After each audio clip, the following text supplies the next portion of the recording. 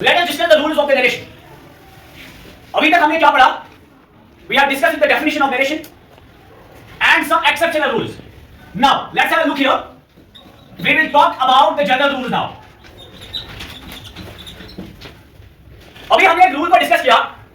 अगर नरेशन में मेरा पहला हिस्सा यानी कि जिसको हम रिपोर्टिंग वर्ब कहते हैं, अगर ये मुझे प्रेजेंट फॉर्म में होगा, यानी कि अगर मेरे पास V1 है या अगर मेरे पास फ्यूचर आया यानी कि एग्जाम्पल के साथ इस चीज को सिंपलीफाई करते हैं.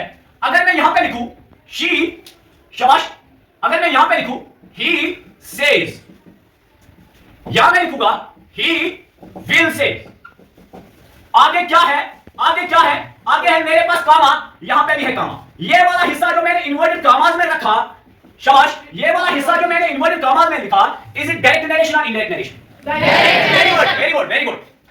The statement that I will write within the inverted commas always acts as a direct speech. And when we are talking about the indirect speech, we are removing the inverted commas with the conjunctions. That के साथ, it के साथ, whether के साथ, to के साथ या किसी और conjunction के साथ. Depends upon the sentence. चाहे interrogative है, चाहे assertive है, imperative है, operative है, दो sentence आगे होगा. चलो, अब मैं एक रूल आपको सिखाऊंगा. पहला rule, he goes to school. अब सीख के जाओ. अगर मेरे पास सेज है तो सेज की जगह पे आई will right the answer here. He says की जगह पे मैं ही सेज ही लिखता हूं.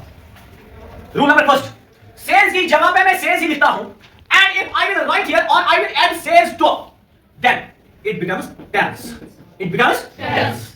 पहला रूल ये है, सेज की जगह पे सेज और सेज टू की जगह पे क्या आएगा?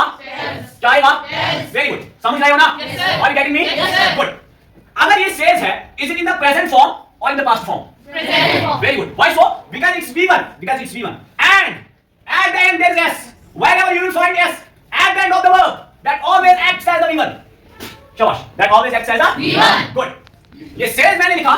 आगे ये वाला हिस्सा जो है goes, ये verb है कि नहीं? Yes, sir. अभी तो सीखा ना? Yes, sir. ये verb है कि नहीं? Yes, sir. इस verb में change होगी कि नहीं? No, sir. होगी कि नहीं? No, sir. Because it's in the present form. Very good. If this verb will be in the present form or in the future condition, there cannot be any change in the tense of the reported speech. You got it? Yes, sir. तो इस कामा के बदले मैं that लिखूंगा. चलिए मैं answer लिख लेता हूं. He says की जगह पे he says ही आएगा. चलिए अगर says होगा तो क्या लिखेंगे? Yes. Very good. यहां तक clear? Yes, sir. Is it clear? Yes, sir. Are you getting me? Yes, sir. Good. कामा की जगह पे क्या लिखेंगे? That. क्यों that लिखेंगे? पहले ये तो क्लियर कर लीजिए ना बच्चे. Remove the inverted comma. Shall we are removing inverted commas with conjunction that, but in the case of the assertive sentence, Assertive sentence. now it's an assertive sentence because shabash, because there is pronoun. If there will be a noun or a pronoun, अगर यहाँ पे noun या pronoun के साथ शुरू हुआ sentence, तो वो करेगा काम assertive sentence का. और यहाँ पे हम किसी truth को declare कर रहे हैं. Assertive sentence को declarative sentence भी कहते हैं because it's a simple assertion. मेरे बच्चे याद रखिए, रूल्स पर डिस्कस कर रहा हूँ. यहाँ पे ही होगा, तो ही की जगह पे हमेशा ही लिख लीजिए. क्या शबा ही की जगह पे शी, तो शी की जगह पे भी शी लिखेंगे. इट होगा तो इट की जगह पे इट लिखेंगे. Clear?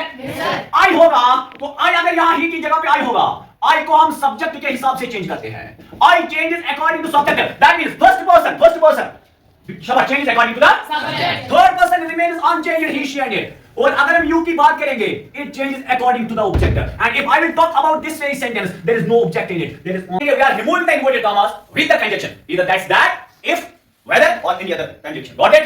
Okay, good. After that, मैंने यहाँ पे एक एग्जांपल लिखी. She said she writes a book.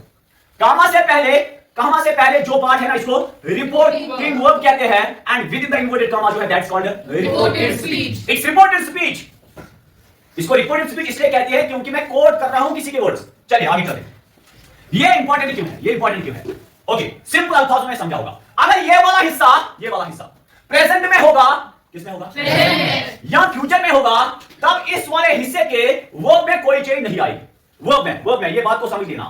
If the reporting verb will be in the present form और in the future condition, there can not be any change in the tense of the reported speech. Tense मैंने बोला, in the tense, that means in the verb. Okay, ये present और future का मतलब क्या है मैं समझा देता हूं. आपको पता ही होगा, प्रेजेंट का मतलब है V1 और फ्यूचर का मतलब है विल और शैल. ठीक है? तो मैं ऐसे एग्जांपल यहां से लूंगा. शी सेज, जिस भी वर्ब के लास्ट में एस आएगा वो हमेशा V1 का काम करता है. किसका काम करता है? V1. समझ लीजिए ना, किसका काम करता है? V1. Is it a V1, V2 or V3? V1. Because this is says at the end there is S. find s with the verb that always acts as the present simple. That's present simple. That is V1. That is V1. Okay. She says. इसके बाद तो मैं यही लिखूंगा. She writes a book. पहला rule मेरा narration में क्या है? मेरे बच्चे एक ही बात सीख लो. It's forever. It's forever. ये हमेशा के लिए रहेगा. अगर ये वाला हिस्सा प्रेजेंट में है, इस वाले हिस्से के वर्ब में कोई चेंज नहीं आएगी. वर्ब तो राइट है कि नहीं? राइट है कि नहीं? Yes, sir. राइट का मतलब है लिखना. लिखेंगे एक्शन करेंगे. एक्शन करेंगे तो एक्शन वर्ब है. क्या वर्ब है? Action. है ना? Yes, sir. Very good. अगर ये वाला हिस्सा प्रेजेंट में है, सर इस वाले हिस्से के यहां पे कोई चेंज नहीं आ सकती है. मतलब शी सेज के बदले मेरा आंसर में रहेगा शी सेज, कामा के बदले मेरा दैट रहेगा. सर ये दैट कहां से आया मैं बता देता हूं, मेरे बच्चे सुन लीजिए. अगर ये सेंटेंस असर्टिव सेंटेंस होगा, क्या सेंटेंस होगा? असर्टिव सेंटेंस का मतलब है एक सिंपल असर्शन होगी, एक सिंपल स्टेटमेंट होगा, या ये नाउन के साथ या प्रोनाउन के साथ यहां पे स्टार्ट होगा. किसके साथ? नाउन के साथ. क्या Pronoun के साथ. मेरे बच्चे अगर मैं यहां पे is she writing a book लिखूं तो ये इंटरोगेटिव बन जाएगा, क्योंकि ये इज के साथ स्टार्ट होगा. मगर इज के साथ तो है नहीं, शी के साथ है. शी मेरा प्रोनाउन का काम करेगा और ये एक सिंपल स्टेटमेंट यानी कि एक असर्शन है, यानी कि we declare something that's truth. That is Truth. हां, assertive sentence is also called as a declarative sentence. We are declaring something that's the truth. That's the Truth. हां. अभी तो मैंने लिखा शी राइट्स ए बुक, ये that तो इसीलिए आया. अगर मैंने यहां पे इज लिखा तो ये बनेगा मेरा इंटरोगेटिव सेंटेंस. तब यहां पे दैट नहीं, तब यहां पे इफ का इस्तेमाल कर सकते हैं. अगली बात समझ में?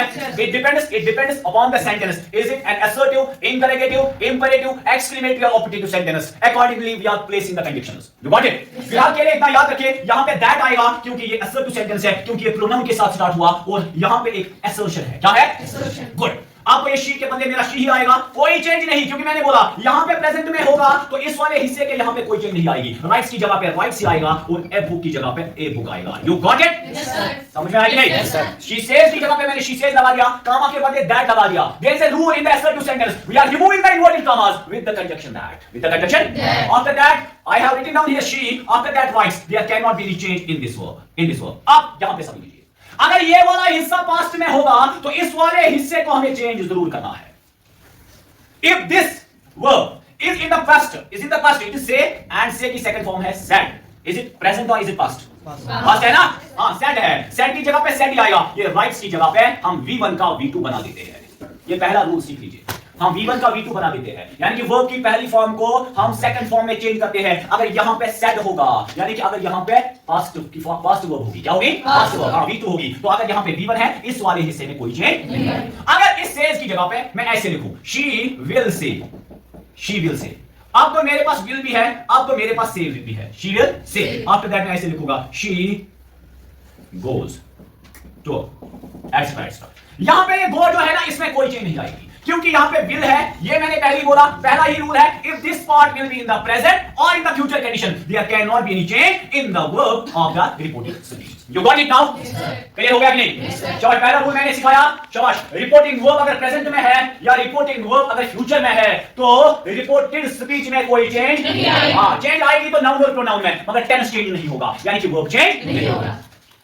इसके साथ साथ मैंने पढ़ाया, if this one will be in the past condition, V1 becomes V2, V2. that means present simple becomes past simple, or we can say present indefinite becomes past indefinite, present continuous becomes past continuous, present perfect becomes past perfect, present perfect continuous becomes past perfect Continuous. everything we are changing. If this verb will be in the past, Past. अगर यहाँ पे V2 होगा तो यहाँ पे हमें complete change करना होगा. क्लियर? Yes, sir.